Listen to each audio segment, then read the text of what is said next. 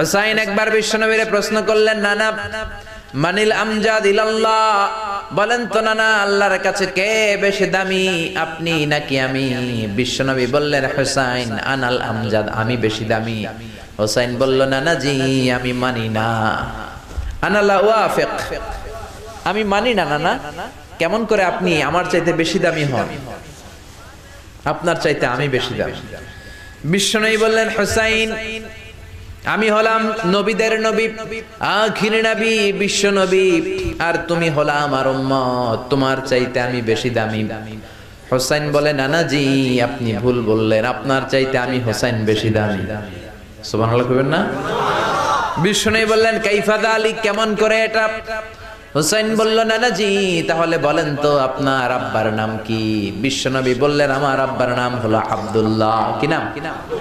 হুসাইন বলেন, আনা খালি আব্দুল্লাহ।